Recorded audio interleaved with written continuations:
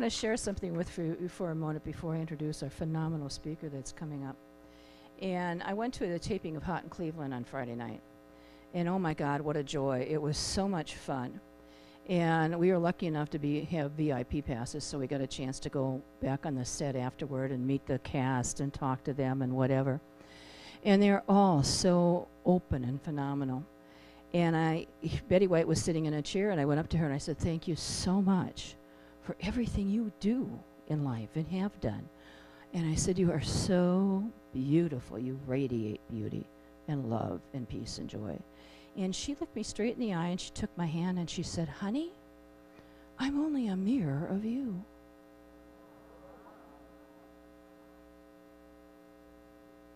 How true we are for everybody. And I thought, oh my God. Oh my God. No wonder she is who she is and does what she does. She radiates it. And so does this person that we have for a speaker today. I thought it was a pretty good segue. Come on. Good, yeah, that's pretty good. I love this man. This man is also one of those beautiful, phenomenal, resonating lights of God that is involved in so many things. He helps youth in Los Angeles. He is involved with so many things to uplift this world. And he does it in a phenomenal way. And it's my pleasure to introduce to you Reverend Kusala Bhikshu.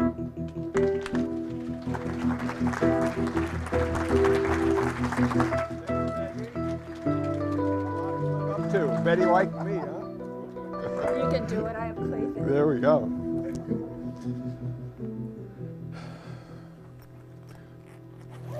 Well, I was talking to Andy before and thought we might do 2 tunes. I'm just going to do 1 tune and some humor today.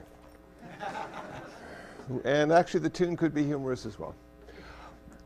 The Invisible Man took his girlfriend out on New Year's Eve. They were having a wonderful time.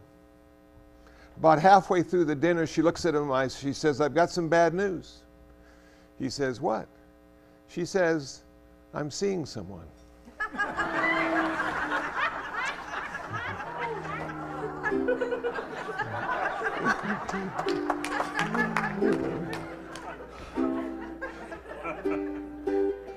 So this is a little song. This is the 5 precept song. I've done it before, but I'd like to do it again. Last year in May at a Theravada Buddhist temple in Anaheim, all the children got up and sang this song to me. And I thought, this is so cool. And what happened was their parents felt it was a perfect song for them to learn virtue and personal discipline. So they're using my song, and you can use it too if you like.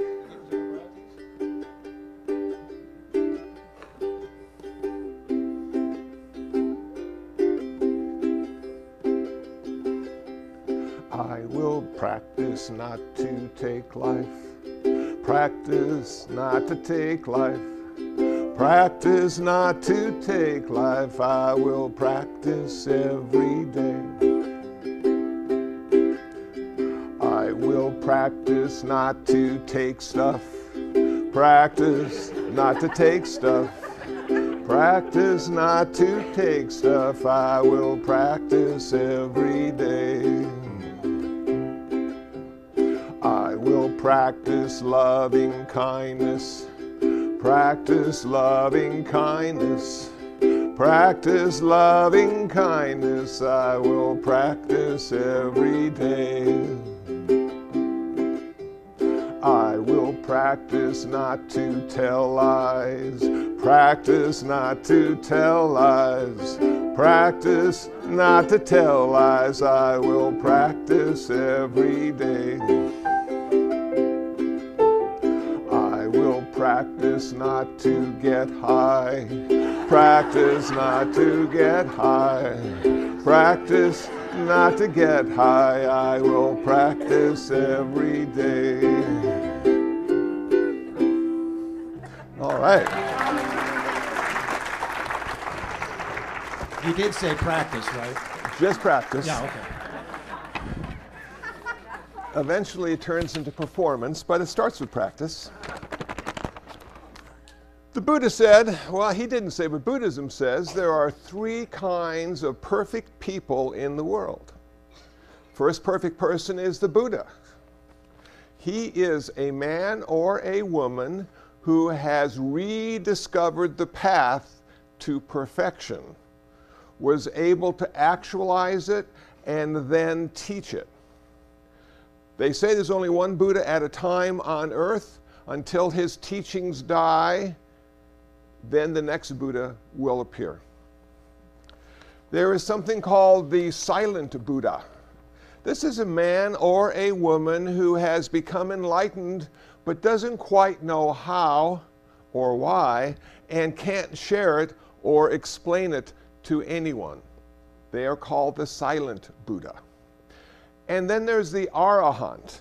The Arahant is someone who hears the teachings of the Buddha, the Dharma, goes into practice. Ultimately, the practice turns into performance, and they achieve nirvana. The Buddha, the Pacceka Buddha, and the Arahant all have the same level of perfection. Now, I'm going to talk about working on perfection, and I'm going to use 3 examples today. In early Buddhism, the Theravada tradition, there are 10 perfections that can be practiced and realized. They are generosity, virtue, renunciation, discernment, equanimity, patience, persistence, truth, determination, and goodwill. Now, it can take a lifetime or a couple to get all these perfections down, and until then, they are simply a practice and not a performance.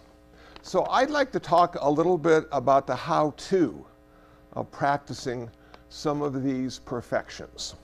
The first perfection is generosity. Generosity is important because we have greed.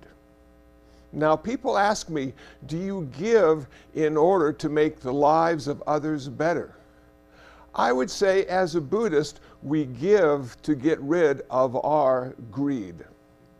That our greed is substantial and deeply rooted, and it takes an awful lot of generosity to uproot that greed. It's a difficult proposition because we are selfish. And it's difficult to give things away and not get something in return. So sometimes people give because it makes them feel good. Sometimes people give because they think it is changing the world. Sometimes people give because it's the right thing to do. When I started the practice of generosity, it was difficult for me to give things away because they were my things. So I took an unconditional approach to my giving, and I used vending machines as my method of operation. What I would do is I would buy something from a vending machine and leave the change behind in the coin slot, not knowing who would find it or what kind of impact it would have on their life. I soon came to understand, through my own experience, finding a quarter in the coin slot changed my life that day. I said to myself, this is my day. I found a quarter. I'm buying a lotto ticket. I couldn't think of a lower denomination to change somebody's life. A quarter, 10 cents, 5 cents, but somehow it became magical in their view. We have a Thai restaurant in our neighborhood. It's been there since the 80s, and I've been going there since the 80s. In the 90s, there was this old man who used to come in, and he was deaf and dumb, and he had these little trinkets, and he'd put them on your table as you're eating your Thai food. And he would ask for a donation, but because he was deaf and dumb, he didn't say anything. He just silently came up, placed it on your table. It made me so uncomfortable. It made me a little mad because I was hungry. I wasn't going to the Thai restaurant to give money away. I was going to the Thai restaurant to eat so I could stay alive another day. I was having their lunch special. I was trying to save money. And, and I would look in his face, and I would just have this sort of like thing about anger and why me, and please don't bother me anymore. But I couldn't say anything, so he would pick it up, and every time I was there, he was there too. I continued to meditate, read the Dharma, acquire a little more wisdom, and finally I looked at him and I said to myself, this is my opportunity. This is my opportunity to give. What a blessing. He comes to my table, I don't even have to get up to give. I simply have to reach in my pocket. Now, the $1 or $2 I gave him for his trinkets didn't change his life very much at all. But it started to change mine. I started to see how wonderful it is to share and give without attachments.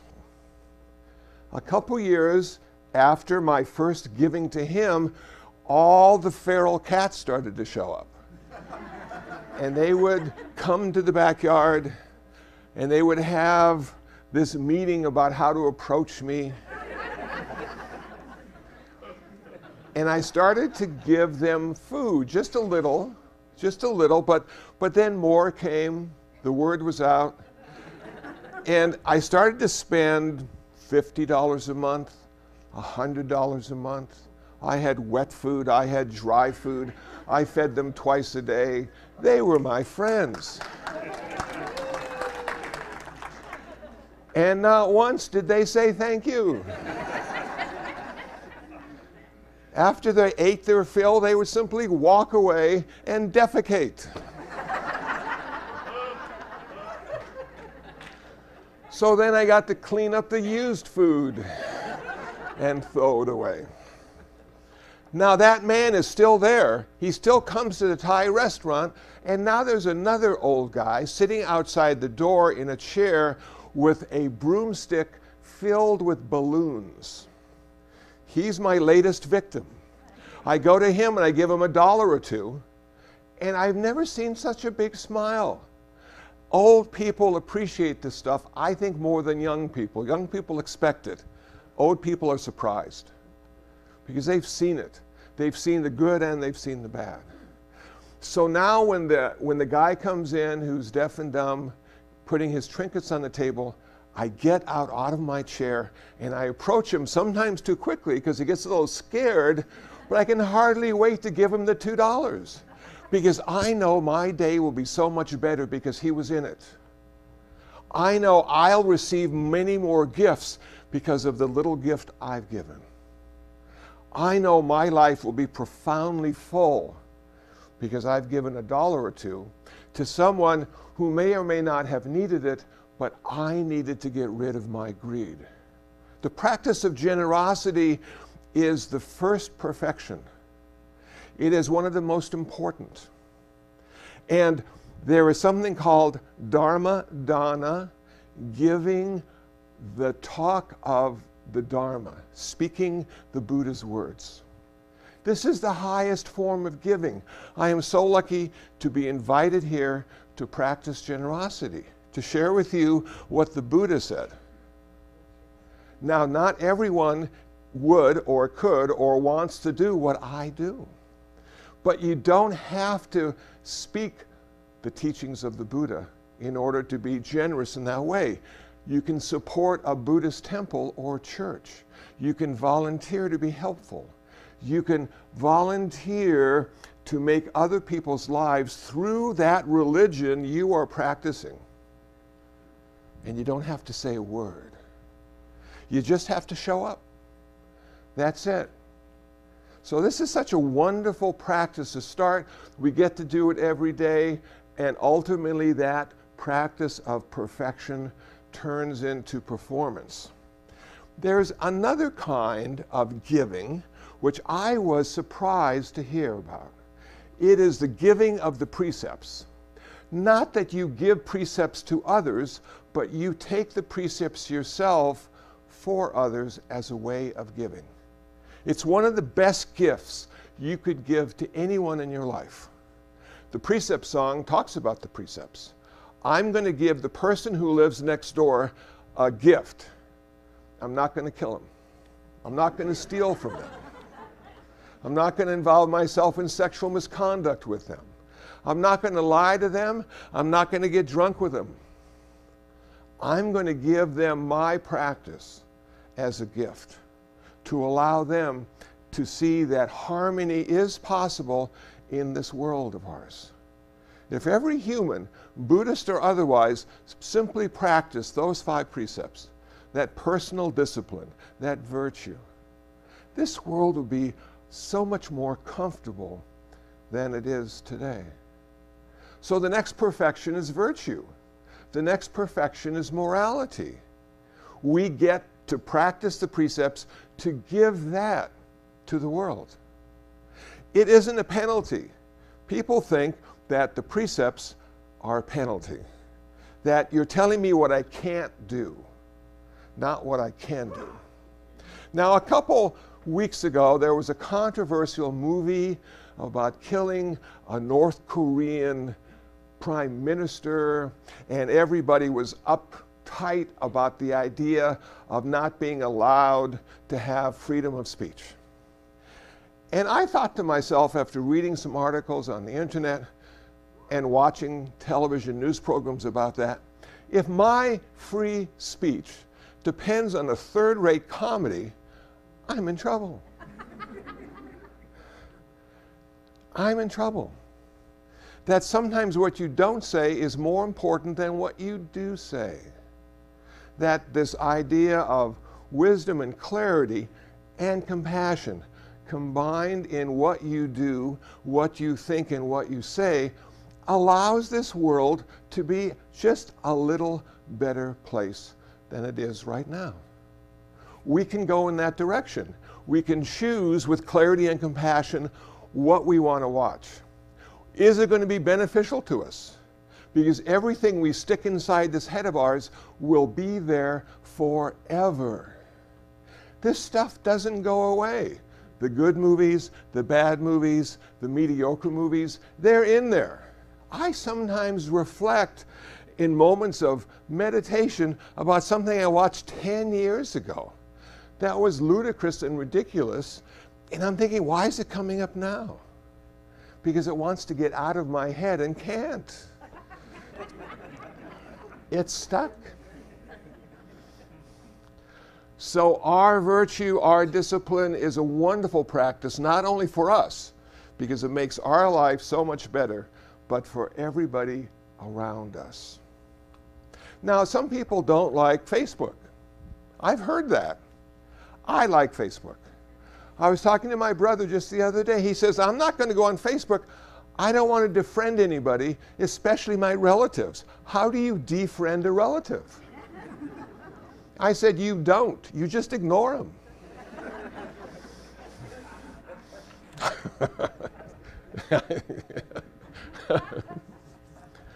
Another person who's on Facebook with me said, I have an interesting life, but not a good life. How do you feel about that? These are some of the little Facebook communications that go on once in a while. I said to him back, if I had to choose between an interesting life and a good life, I would always choose an interesting life. Sometimes people with good lives try to make their life interesting, and they end up in jail.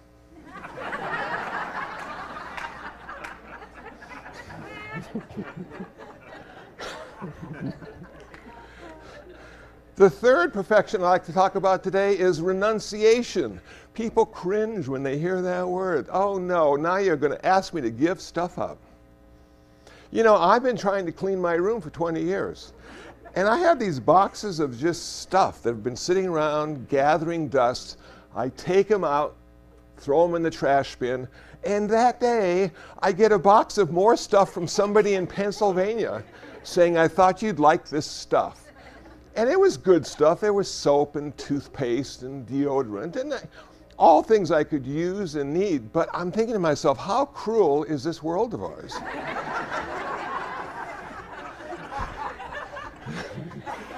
You just can't give it away anymore. There's too much stuff in this world. So renunciation is not about giving up stuff. It's about giving up your attachment to stuff. But really not even stuff. It's giving up your attachment to your sense doors. Now we have these 5 sense doors. We have the eye and the ear, the nose, the tongue, and the touch. So we can taste and we can feel, we can hear, we can see, we can smell. And these like little tentacles that go out into the world around us and attach and grab onto the pleasant and push away the unpleasant. And these things create 2 kinds of desire. One is a positive desire of attachment. One is a negative desire of aversion. So we're clinging and pushing, clinging and pushing. The Buddha said we need to renounce this attachment to the sense doors. And I thought to myself, how the heck do you get to a place where your sense doors aren't working and you're not dead? So I thought about meditation. And I thought meditation may be the answer. That if we go into our deep states of meditation, our sense doors close. Literally, they close. We are no longer able to see things or hear things or smell things or touch things or taste things. We have now gone to a completely internal reality.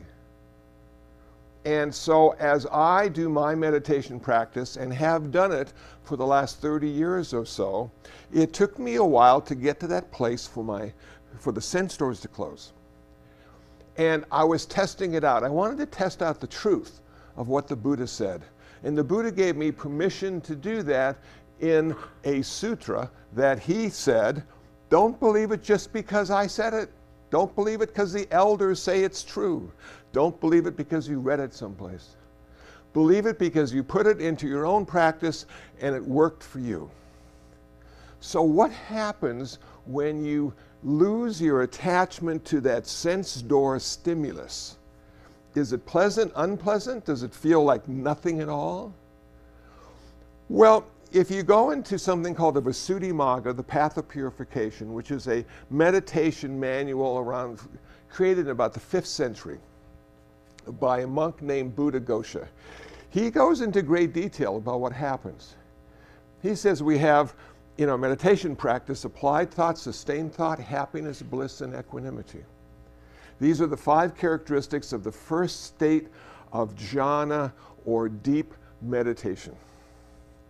As we go deeper and deeper, we get rid of applied thought and sustained thought, and now our mind simply rests on the object of meditation with a greater sense of physical pleasure, a greater sense of happiness in the mind, and a greater sense of equanimity or balance. As we go deeper and deeper into our meditation practice, what we find is we now lose the pleasure, the bliss of the body. And I know this sounds like a real bummer to lose the bliss of the body, but you know what happens when you lose the bliss of the body? You lose the pain of the body as well, which isn't quite as bad. So no pleasure, no pain. It's a good trade-off. You go deeper and deeper into your meditation practice, and now you come up to happiness. Happiness is always good, but the other side of happiness is sadness. They travel together. You can't take one and not have the other. So when you give up your attachment to happiness, you give up your attachment to pleasure, you're giving up your aversion to pain and your aversion to sadness. And now you're left with one characteristic only. That characteristic is equanimity, perfect balance, non-attachment, choiceless awareness. When that happens, you realize the bliss momentarily of enlightenment, the bliss of nirvana. It is an amazing experience that cannot be replicated or duplicated in the world. Because the world is filled with good and bad, constantly changing all the time. The world is filled with much pain and much pleasure. It's filled with birth and death. It is a really difficult place to be for any length of time. I'll be 66 this coming April. I've been around now for a while, and you know what? The world hasn't gotten better at all. The only thing better about the world is I'm less attached to it because of my practice, the practice of the perfection of renunciation, renouncing attachment, renouncing aversion, bringing you to a place of balance. So these perfections are useful, these perfections are real. It is something you can do every day on the freeway or in Vaughn's supermarket. Generosity, let somebody cut in front of you. Discipline, not yelling at the person who can't find their change. Renunciation, not being too attached to the outcome, but more impressed by the journey. These are things that are important if you want to be a perfect human being. And that is possible according to Buddhism. You'll never be Jesus, you'll never be God, but you'll be, in your own limited human way, as perfect as you can be. So that's the message I wanted to share with you on this new year, 2015. It's not shaping up to be any better than 2014, I'm sorry to say. But now we have something we can do about it. We can go inside and find all the joy and happiness and pleasure and equanimity we want. I remember Reverend Maggie saying one time, happiness is an inside job. But we keep looking outside for our happiness. And now, if you go to the happiest place on earth, you might get the measles.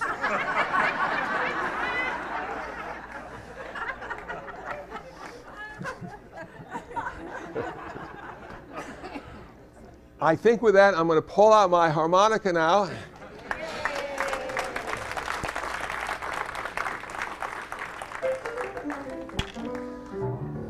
And maybe a little blues in the key of G. We'll get it started here.